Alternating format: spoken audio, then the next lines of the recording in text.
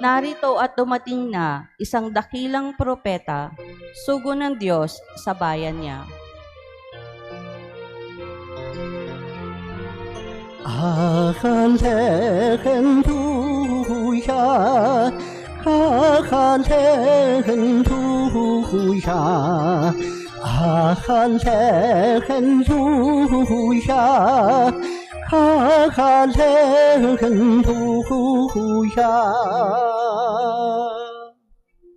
Sumainyo ang Panginoon. At sumaiyo rin. Ang mabuting balita ng Panginoon ayon kay San Mateo. Papuri sa iyo, Panginoon.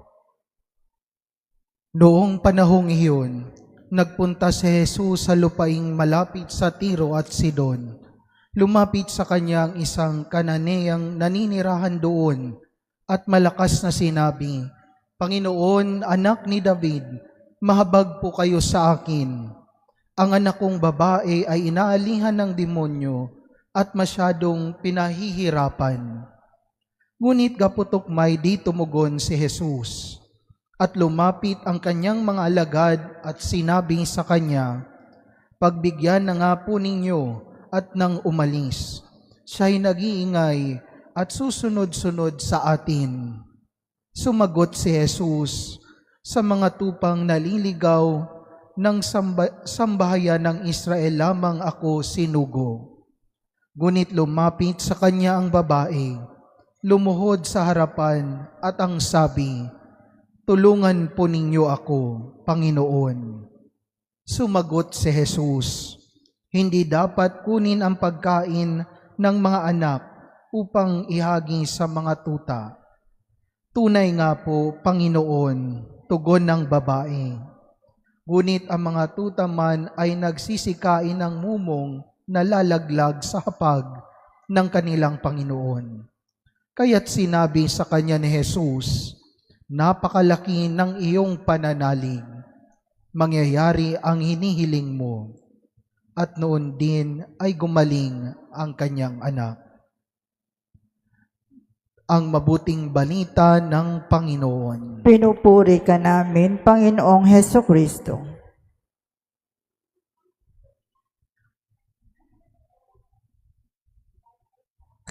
Good evening po sa inyong lahat.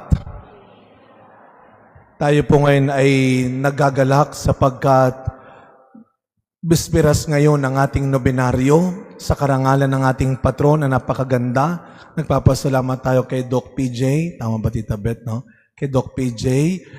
Siyempre, baka magselos yung kanyang mister. Kaya bago ring bihis si St. Joseph, pati yung halo ni St. Joseph. Kaya tignan ninyo, nakangiti si Jesus, di ba? Ang saya nung mag-ama, no?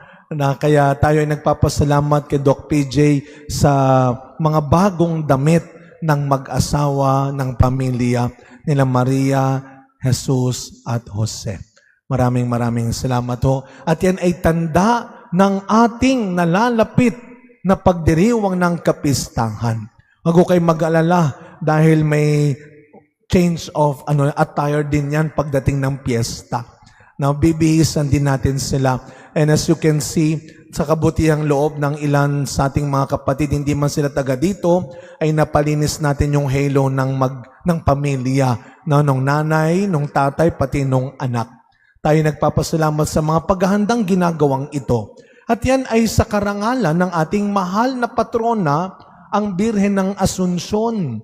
At tamang-tama naman ho, sa Ebanghelyong meron tayo ngayon sa pagdiriwang natin ng dedication of the Basilica of Mary Major. May 4 na major basilicas sa Roma. Kay John Lateran, kay St. Paul, kay St. Peter, at kay Mary. Isa sa mga basilika na ito ay itinalaga sa ating mahal na ina. At ito po ay magandang paalala sa atin na tunay na kinikilala ng simbahan si Maria bilang ating kalakbay sa mundong ito. kasama ng mga alagad, si Pablo, si Pedro, nagtalaga rin sila ng isang simbahan para kay Maria. Pero alam naman ho natin ngayon na sa buong mundo, naglipa na ang mga simbahang nakatalaga kay Maria. And we are all so blessed na ang ating patron ay ang isa sa mga kilala at mahalagang buhay ni Maria, ang pag-aakyat sa kanya sa langit. At yun ay hindi dahil lamang sa angking kagandahan niya. Hindi lamang yun dahil sa kanyang kasipagan, dahil sa kanyang siguro kalambingan. Pero meron pang higit na nakita ang Panginoon kay Maria. At yun yung narinig din natin sa ating ebanghelyo ngayon. Yung Kanaanan na nanay, Canaanite woman, hindi po ito kalahi ni Jesus, galing sa ibang lahi, galing sa ibang bayan. Pero ano ang nakita ni Jesus sa babae na ito na humihingi ng tulong para sa kanyang anak? Ano ang nakita ni Jesus sa babaeng ito?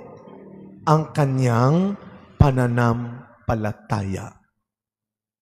Napakalaki ng iyong pananampalataya. Anong naalala ho ninyo? Merong isang tagpo kay Jesus at sa kanyang alagad.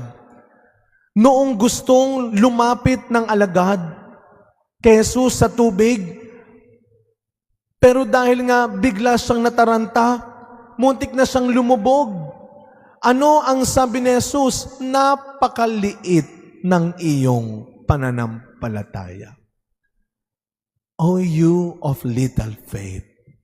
Pero kakaiba ngayon, napakalaki ng iyong pananalig. At yan ay sa katangian ng isang nanay. Siguro ho kung meron mang isang tao o unang tao na nanalig para sa atin, yan ang mga nanay natin. Siguro susuko na ang lahat sa iyo, maliban sa nanay mo. Dahil ang bawat nanay, katulad ni Maria, ay tunay na pinagkalooban ng Diyos ng angking pananampalataya. Kaya nga dahil talagang galing sa dugo't laman niya at bahagi ng dugo't laman na ibinigay niya sa kanyang anak ay ang kanyang pananampalataya. Kaya kung meron man pong ibinibigay sa atin si Maria, yan ay ang kanyang pananampalataya. Nakakatuwa lang pong makita ang mga representative ng iba't ibang barangay. Ayoko po naman kasi na kayo ay isa lang sa pag-ikot sa kalsada na hindi tayo sigurado sa panahon. Ang gaganda ng inyong mga kasuotan ho, baka matuwa yung mga street sweeper kasi ang linis ng kalsada pagdaan ninyo dahil ho sa napakagandang damit naman ho ninyo. Pero pag tinignan po ninyo sila ay mula sa iba't ibang lugar, barangay, iba't iba ang kanilang kasuotan. Pero iisa lamang ang kanilang pinararangalan. At mamaya, sila ay magiging mga kinatawan natin sa pag-aalay ng bulaklak sa mahal na ina. Ang babae sa ebanghelyo natin ay hindi kabilang sa grupo nila Jesus, sa lahi nila Jesus. Pero ganun pa man, nakita ng Diyos ang kanyang pananampalataya. Sana matutunan din po natin ito. Yung pahalagahan natin, hindi lamang ang pagkakaiba-iba natin, kundi ang pananampalataya ng bawat isa.